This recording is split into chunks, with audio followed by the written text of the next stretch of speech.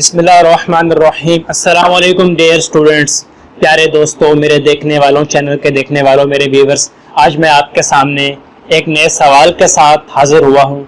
इस सवाल मैं आपके पास छोड़ के जाऊँगा, इसका जवाब आपने तलाश करना है। आप इसके जवाब के बारे में क्या सोचते हैं मुझे कमेंट्स में बताना है। सवाल की तरफ आते हैं। सवाल यह है कि बच्चों को केमिस्ट्री क्यों मुश्किल लगती है। हम किन बच्चों की बात कर रहे हैं?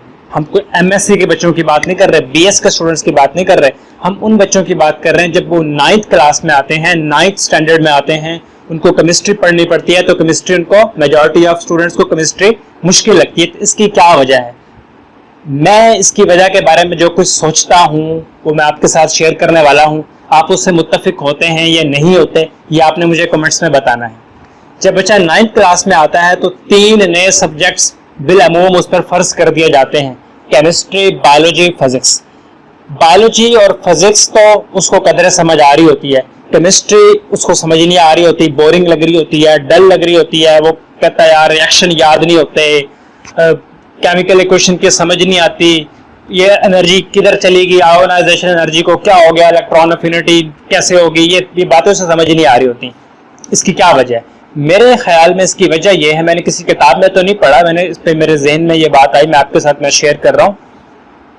जब वो बायोलॉजी पढ़ता है तो बायोलॉजी की उससे समझ आती है। उसकी वजह यह है कि बायोलॉजी में वो प्लांट्स को पढ़ता है, एनिमल्स को पढ़ता है, ह्यूमन बॉडी को पढ़ता है, तो उसे समझ आ रही होती है। क्योंकि उसे प्लांट्स नजर आ रहे होते हैं, प्लांट्स के पिगमेंट्स नजर आ रहे होते हैं, प्लांट्स की बहुत सारी चीजें उसको नजर आ रही होती है, वो उनको विजुअलाइज कर लेता है। जब वो पढ़ता है उसको एनिमल्स को, तो एनिमल्स भी उसे नजर आ रहे होते हैं, एनिमल्स के पार्ट्स भी उसे नजर आ रहे होते हैं, तो एनिमल्स को भी विजुअलाइज कर लेता है। उसे ब्लड वेसल नजर आ रही होती हैं, उसे ब्लड नजर आ रहा होता है, उसे अपनी बॉडी के पार्ट्स नजर आ रहे होते हैं, तो बहुत सारी चीजों को वो विजुअलाइज कर लेता है। उसे वेन, ये चीजें नजर आ रही होती हैं, तो इनको विजुअलाइज कर लेता है। उसने कुर्बानी पे देखा होता है कि बकरा कटता है तो उसके पार्ट्स कैसे होते हैं, तो उनको विजुअलाइज कर लेता है।